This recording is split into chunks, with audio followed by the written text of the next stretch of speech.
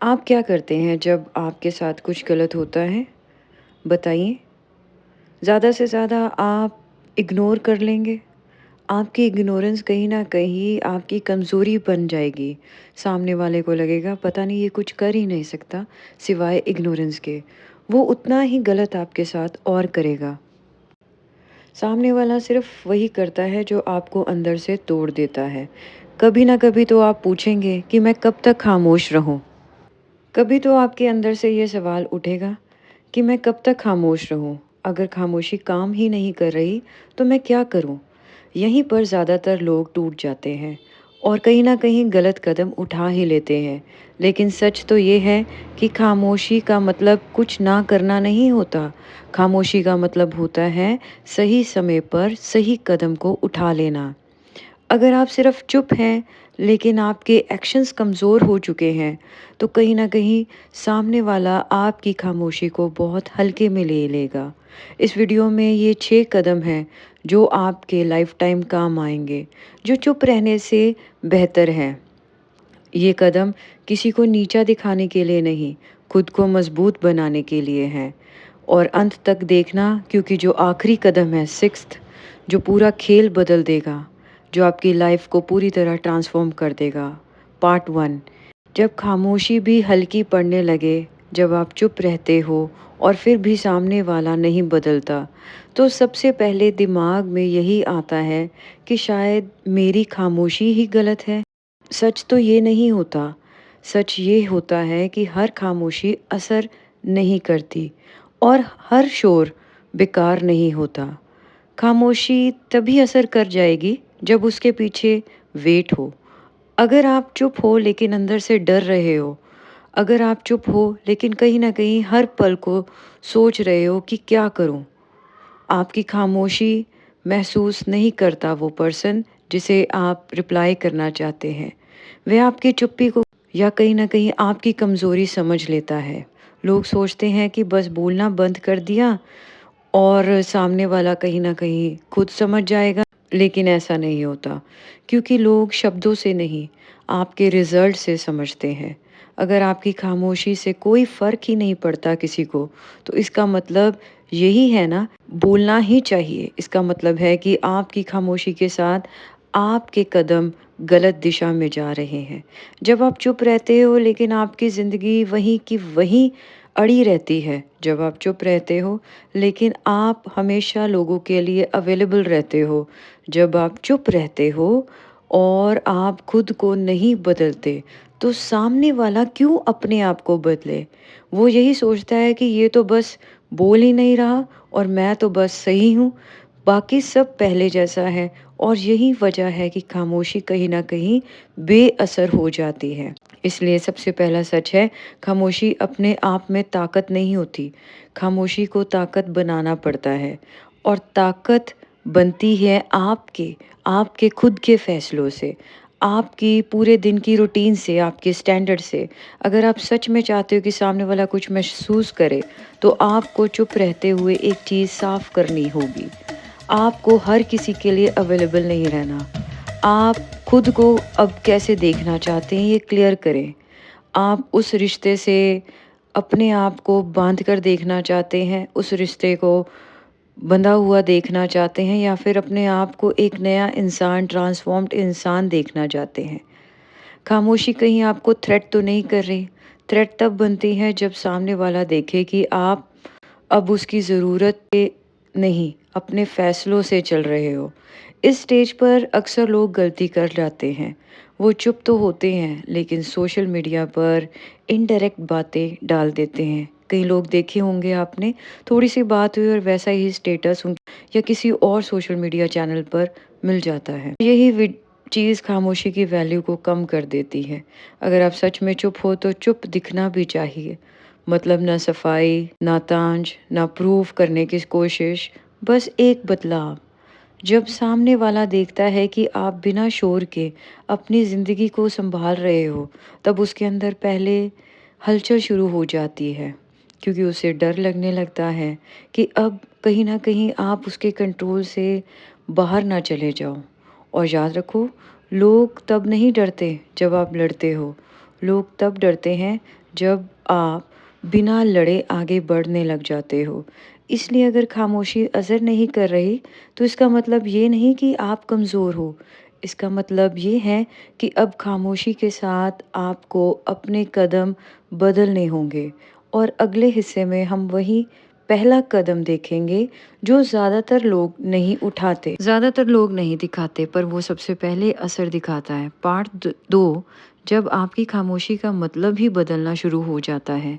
अब यहाँ से हम असली बदलाव देखेंगे क्योंकि इस पॉइंट पर आप सिर्फ चुप नहीं रहते, आप दिखाई देने लग जाते हो, वो भी बिना बोले। पहले आपकी खामोशी एक इंतज़ार होती थी, अब आपकी वही खामोशी एक फ़ैसला बन जाती है और फ़र्क यहीं पड़ जाता है। जब आप अपने रूटीन में बदलाव लेकर आते हो, जब अचानक से आप अवेलेबल होना कम हो जाते हो, जब आप बिना एक्सप्लेनेशन दिए अपनी प्रायोरिटीज़ को बदल लेते हो, तो सामने वाला इसे इग्नोर नहीं कर पाता। उसे लगने लगता है कि कुछ बदल रहा है और इंसान को बदलाव सबसे ज़्यादा तब डराता है, जब वह बदलाव उसके कंट्रोल के बाहर हो जाता है। पहले वे जानता था कि आप कब उसका रिप्लाई करोगे, कब कॉल उठाओगे, कब मान जाओगे।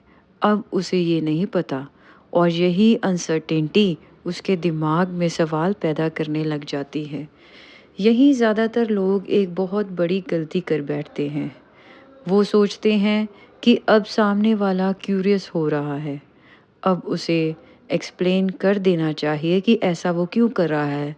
लेकिन यही वह जगह है जहाँ समझाना फिर से आपको कहीं न कहीं पीछे लेकर जाएगा। अगर आपने यहाँ फिर से अपनी फीलिंग्स को ओपन करके रख दिया, तो सामने वाले को लगता है कि उसको पाने के लिए अब आप बहुत बेकरार है। इसलिए स्टेज पर सबसे ज़रूरी चीज़ है कंसिस्टेंसी। अगर आप जैसे बदले हो वैसे ही बने रहो, ना एक्स्ट्रा स्वीट, ना ही कोल्ड बिहेवियर, बस बैलेंस डिस्टेंस। जब आप नॉर्मल रहते हो लेकिन अवेलेबल नहीं, जब आप रिस्पेक्टफुल रहते हो लेकिन नीडी नहीं, तो सामने वाला खुद कंपैरिजन करने लग जाता है। वह अपने दिमाग में पुराने और नए आपके बीच फ़र्क ढूँढने लग जाता है और यही कंपैरिज़न उसके लिए अनकंफर्टेबल होने लग जाता है क्योंकि पहले वो आपकी वैल्यू नहीं करता था, अब उसे वैल्यू का एहसास होने लग जाता है। इस पॉइंट पे वह अक्सर टेस्टिंग करता है, कभी कैजुअल मैसेज, कभी अचानक कंसर्न, कभी ऐसे सवाल जिनका कोई मतलब ही नहीं। ये सब एक तरह के चेक्स होते हैं। वह देखना चाहता है कि क्या आप अभी भी इमोशनल फूल हैं और अगर आप हर बार शॉर्ट, काम, रिस्पेक्टफुल लेकिन लिमिटेड रिस्पॉन्स देते हैं, तो उसके अंदर एक नई बेचैनी होने लग जाती है। उसे लगने लगता है कि आप धीरे-धीरे उसकी पकड़ से कहीं न कहीं फिसल रहे हो और इंसान को सबसे ज़्यादा वही चीज़ परेशान करती है, जो उसके हाथ से फिसलती हुई दिखे। इस स्टेज पर आपको खुद को एक बात समझानी होगी, उसे वापस खींचने के लिए नहीं, बल्कि खुद को सीधा करने के लिए कर रहे हो। क्योंकि जिस दिन आपका फ़ोकस उसके रिएक्शन से हटकर अपनी ग्रोथ पर चला जाता है, उसी दिन पावर शिफ्ट हो जाती है। अब आपका दिन भर उसके बारे में सोचने का टाइम नहीं, आप अपने काम में लग जाते हो। आप अपने लिए, अपने शरीर के लिए, दिमाग के लिए, अपनी स्किल्स पर ध्यान देने लग जाते हो और ये चीज़ धीरे-धीरे बाहर भी दिखती है। आपका कॉन्फिडेंस लेवल एकदम से बूस्ट कर जाता है। आपकी बात करने का तरीका, आपके चलने का तरीका, आपकी आँखों में वो पुरानी बेचैनी कहीं नहीं रहती। वाला ये सब नोटिस करता है। वो चाहे माने या ना माने, लेकिन उसे ये सब महसूस होता है कि अब उसके बिना भी आप ठीक हैं और यही रियलाइज़ेशन सबसे ज़्यादा हैवी होती है क्योंकि जब कोई आपके बिना भी ठीक हो जाए, तो आप किस आपकिन्स आपके लिए भी सवाल बन जाता है।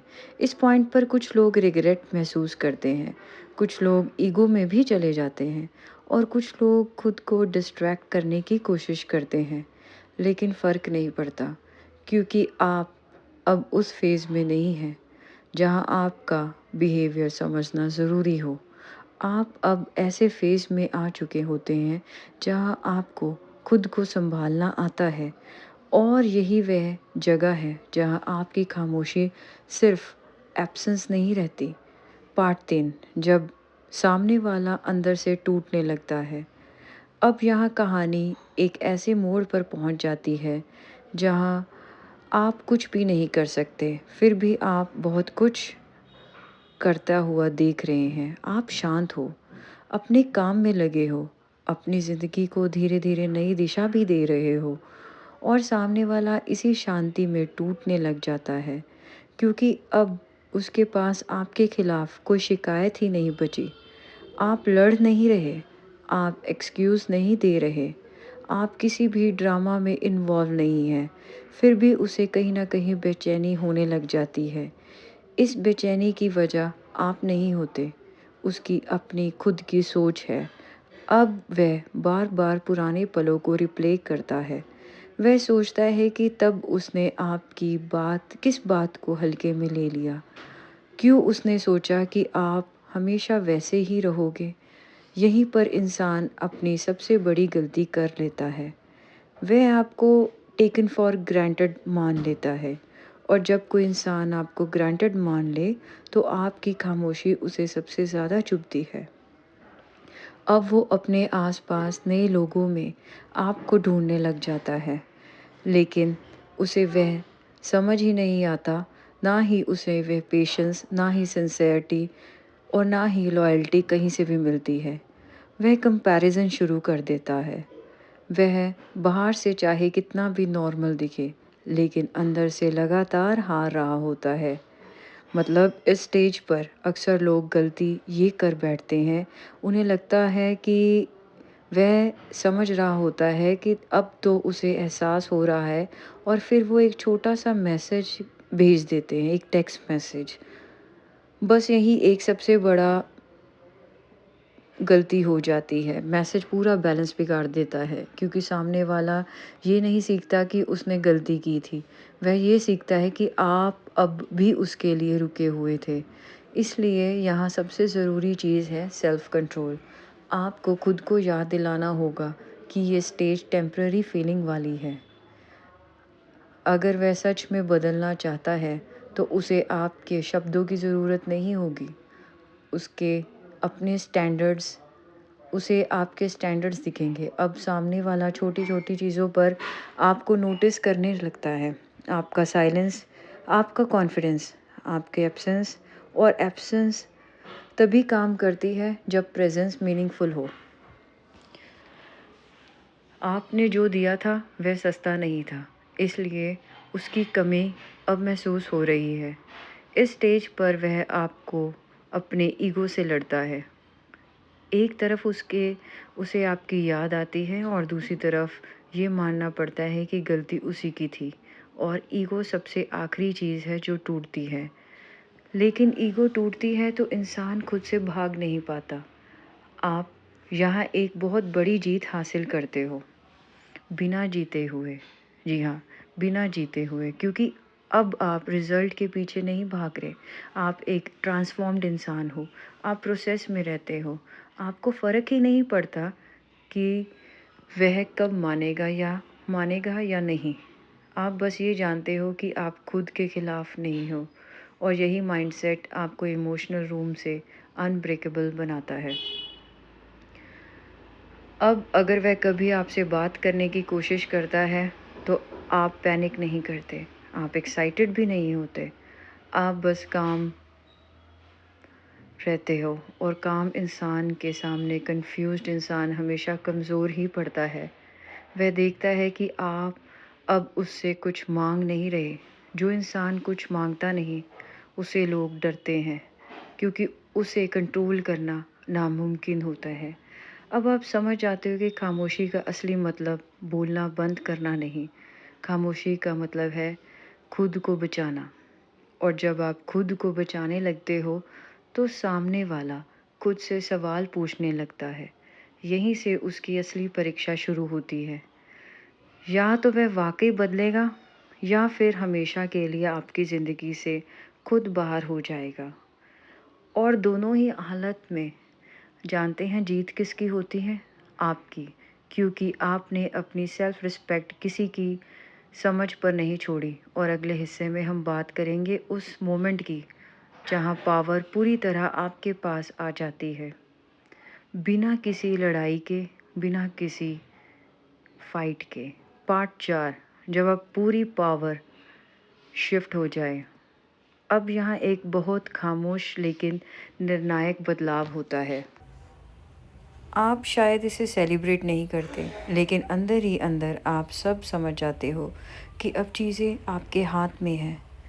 पहले पावर उसके पास थी क्योंकि आप डरते थे।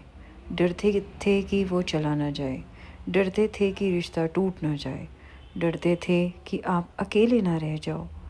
अब डर ही नहीं रहा, और जिसे डर नहीं होता वो निडर बन जाता है। डरते अब डर ही नहीं, और जिस दिन डर चला जाता है उस दिन पावर शिफ्ट हो जाती है।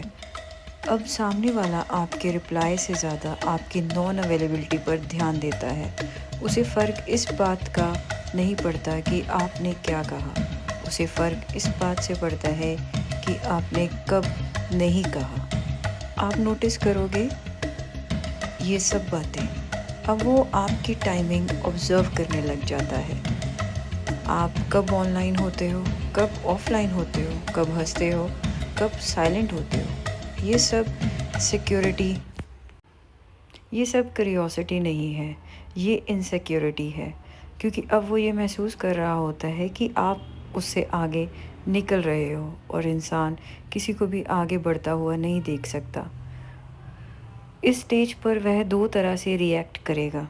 या तो वह इमोशनल बनकर आपको वापस खींचने की कोशिश करेगा, या फिर वो कोल्ड बनकर खुद को सुपीरियर दिखाने की पूरी कोशिश करेगा। लेकिन दोनों ही रिएक्शंस एक ही बात को बताते हैं, उसे फ़र्क पड़ रहा है। और जब किसी को फ़र्क पड़ने लगता है तो असली खेल तभी शुरू होता है।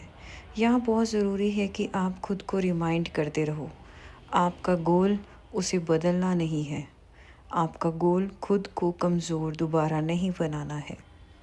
क्योंकि अगर आपने इस स्टेज पर थोड़ी सी भी जल्दबाजी की तो पावर वापस शिफ्ट हो जाती है। अब आपकी सबसे बड़ी ताकत है प्रिडिक्टेबल ना होना। मतलब रूड नहीं बनते, लेकिन आप अवेलेबल भी नहीं रहते। आप काइंड रहते हो लेकिन नीडी नहीं होते। आप प्रेजेंट रहते हो लेकिन डिपेंडेंट बिल्कुल भी नहीं। और यही बैलेंस उसे अंदर से हिला देता है, क्योंकि वो ये तय ही नहीं कर पाता कि आप उसके साथ कहाँ खड़े हो। पहले उसे सब पता था, अब कुछ भी साफ नहीं। और एम्बिग्विटी ईगो के लिए जड़ होता है। इस स्टेज पर वो अक्सर गिल्ट दिखाने लगता है। कभी कहे तुम बदल गए हो, कभी कहेगा तुम पहले जैसे नहीं रहे। और यहाँ आपको समझना होगा, ये एक्स भाई रुक जाओ, ये एक्यूजेशन नहीं है, ये कन्फेशन है। वो नहीं कह रहा कि आप गलत हो, वो कह रहा है कि आप उसके कंट्रोल में नहीं रहे। और यही सबसे बड़ा कॉम्प्लीमेंट होता है खामोशी के रास्ते पर चलने वालों के लिए। अब आप अपनी ज़िंदगी में एक अलग ही लेवल की क्लैरिटी को महसूस करने लग जाते हो। आप जानते हो कि आपको क्या चाहिए और क्या नहीं चाहिए। आपको ये भी साफ हो जाता है कि अगर ये इंसान वापस भी आता है तो वो ये कह रहा है कि आप बस उसके कंट्रोल में नहीं हो। और यही सबसे बड़ा कॉम्प्लीमेंट होता है खामोशी के रास्ते पर चलने वालों के लिए। अब बारी आती है आपकी खुद की। अब आप अपनी ज़िंदगी में एक अलग लेवल की क्लैरिटी महसूस करते हो। आप जानते हो कि आपको क्या करना चाहिए और क्या नहीं करना चाहिए। आपको ये भी साफ हो जाता है कि अगर ये इंसान वापस भी आता है तो वह सिर्फ अभी मीनिंगफुल होगा जब वह रिस्पॉन्सिबिलिटी के साथ आए, ना कि कन्फ्यूजन के साथ। अब आप इमोशनल बार्गेनिंग नहीं करते, आप डील नहीं करते, आप बाउंड्रीज़ क्रिएट कर लेते हो। ये बाउंड्रीज़ चुपचाप बनाई जाती है। इन्हें किसी भी तरह से अनाउंस नहीं किया जाता। आपका काम बिहेवियर आपकी बाउंड्रीज़ बन जाता है और सामने वाला इन बाउंड्रीज़ से टकराकर या तो सुधर जाता है या फिर पूरी तरह से हट जाता है। और दोनों ही सिचुएशंस में आप ही जीतते हो, क्योंकि अब आप उस जगह पर खड़े हो जहाँ आपकी पीस किसी भी कनेक्शन से ज़्यादा कीमती है। अब आप वैलिडेट नहीं करते, आप कन्विंस नहीं करते, बस एक एग्ज़िस्ट करते हो। अपने स्टैंडर्ड्स के साथ, अपने स्टैंडर्ड्स को भूलकर नहीं जिया जा सकता। यही वो मोमेंट होता है जहाँ आपको एहसास होता है कि खामोशी असली असर सामने वाले पर नहीं, आप पर पड़ा है। आप अब स्ट्रॉन्गर हो, आप अब क्लियर हो, आप अब इमोशनली सेफ हो, और इमोशनली सेफ इंसान सबसे डेंजरस होता है गलत लोगों के लिए, क्योंकि उसे मैनिपुलेट नहीं किया जा सकता। अब अगले हिस्से में हम उस आखिरी फ़ेज़ की बात करने जा रहे हैं, जहाँ यहाँ तो वह पूरी तरह टूट कर सच के साथ आता है और या फिर हमेशा के लिए खुद को खो देता है। और वहीं पर कहानी का असली फ़ैसला होता है। पार्ट 5, जब सामने वाला आखिरी कोशिश करता है। अब यहाँ पहुँचकर सामने वाला साफ तौर पर 2 हिस्सों में बँट चुका होता है। जानते हैं कौन से? एक हिस्सा उसका ईगो का होता है और दूसरा हिस्सा उसका डर। ईगो उसे कहते हैं जैसे तुम गलत नहीं थे, तुम्हें किसी के सामने झुकने की ज़रूरत नहीं। और डर उसे कहते हैं अगर ये इंसान चला गया तो ये खालीपन कोई भी नहीं भर पाएगा। यही अंदर की लड़ाई उसे रेस्टलेस बना देती है। अब वह आखिरी कोशिश करता है।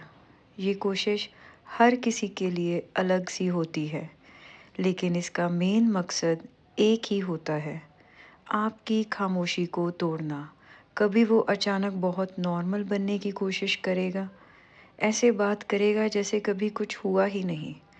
उसे लगेगा कि शायद कैजुअल होकर वह आपको फिर से उसी जगह ले आएगा। कभी वह इमोशनल होगा, कहेगा कि वह कंफ्यूज था, उसका समय सही नहीं था, उसने हालात की वजह से कुछ गलत फैसले ले लिए। और कभी-कभी वह आपको ब्लेम भी कर सकता है, कहेगा कि आप बदल गए हो, आप बहुत कोल्ड हो गए हो, आपको अब रिश्तों की कदर ही नहीं रही। लेकिन आपको एक बात बहुत साफ समझनी होगी, ये सब अलग-अलग तरीके होते हैं। ये एक ही चीज़ के अलग-अलग रूप है। वो आपको सिर्फ़ टेस्ट कर रहा है। वो देखना चाहता है कि आप अब भी इमोशनली अवेलेबल हो। क्या आप अब भी उसके शब्दों से हिल सकते हो? और यहीं ज़्यादातर लोग फिर से हार जाते हैं, क्योंकि वे सोचते हैं चलो अब तो वह समझ रहा है, अब तो उसे अपनी गलती का एहसास हो रहा है, और वह फिर से अपनी बाउंड्रीज़ गिरा देते हैं। लेकिन इस स्टेज पर एक छोटा-सा झुकाव पूरी जर्नी को रीसेट कर देता है। अगर आपने यहाँ खुद को फिर से समझाने दिया, तो सामने वाला ये सीख लेता है कि आपकी खामोशी भी टेम्पररी थी। आपकी वैल्यू फिर से डाउन हो जाती है। इसलिए इस फ़ेज़ में सबसे ज़रूरी बात है कि क्लैरिटी विदाउट एक्सप्लेनेशन। मतलब आप रूड नहीं बनते, आप चिल्लाते नहीं, आप लंबी बातें भी नहीं करते, आप बस अपने बिहेवियर से एक बात साफ कर देते हो। आप अब वह नहीं रहे जो पहले थे। अगर वो पूछता है तुम ऐसे क्यों नहीं हो गए हो, तो आप लंबा लेक्चर नहीं देते। अगर वो पूछता है कि तुम ऐसे क्यों हो गए हो, तो आप लंबा लेक्चर नहीं देते। आप बस इतना कहते हो कि मैं अब खुद को बेहतर समझता हूँ। बस, कोई सफाई नहीं, कोई जस्टिफिकेशन नहीं, किसी तरह की कोई ब्लेम गेम नहीं।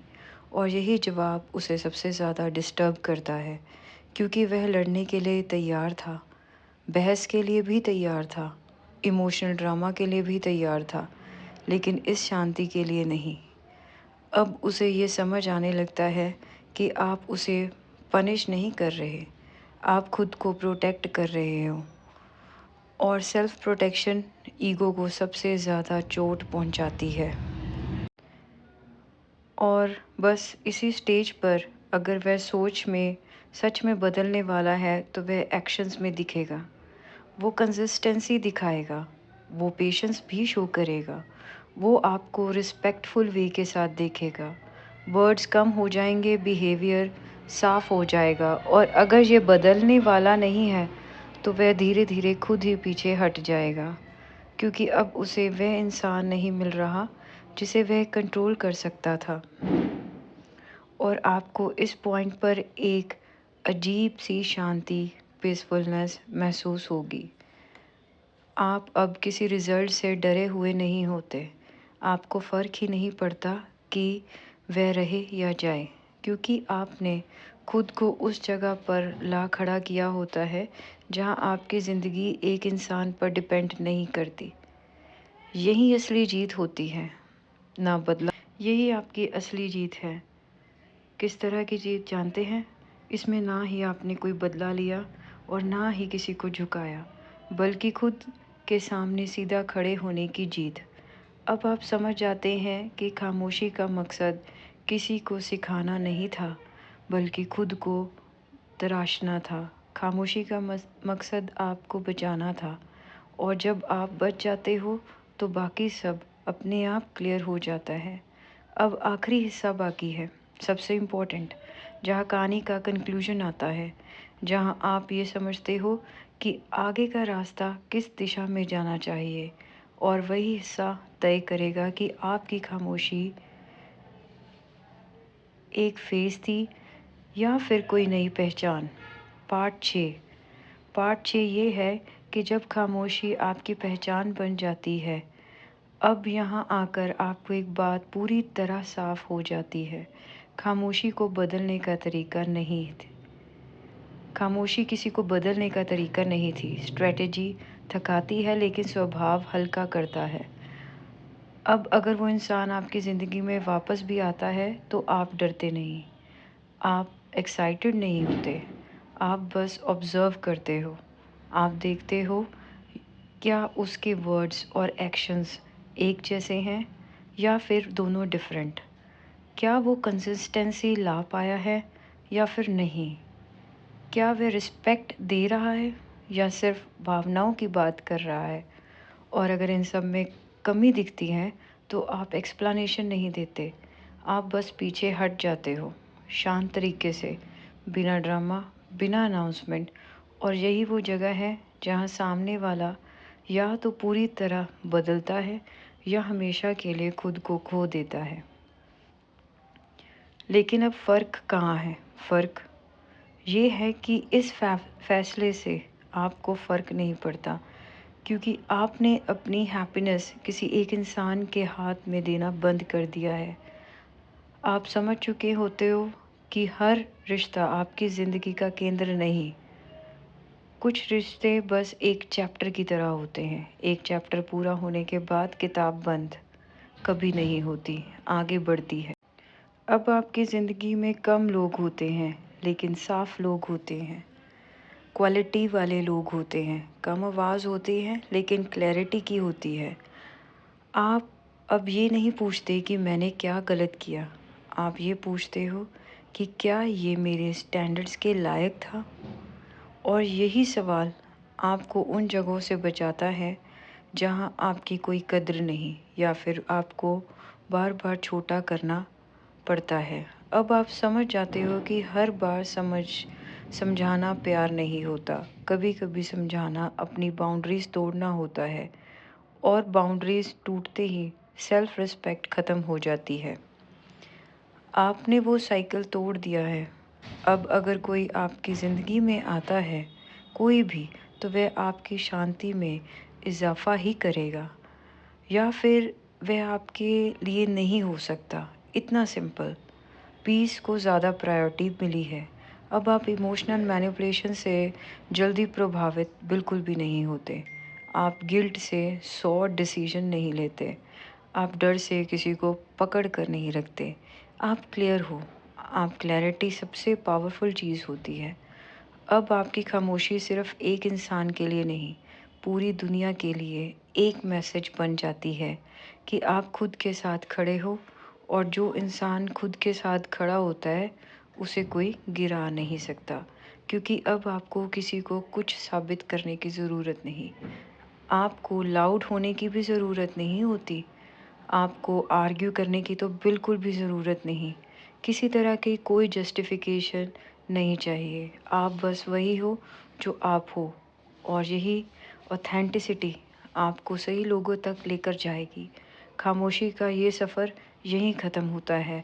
आई होप कि इस सफ़र से आप में बहुत बड़ा बदलाव हुआ होगा, क्योंकि अब आप चुप इसलिए नहीं हो कि आपके पास शब्द नहीं, आप चुप इसलिए हो क्योंकि आपने अपने आप को खुद की आवाज़ से मिला दिया है।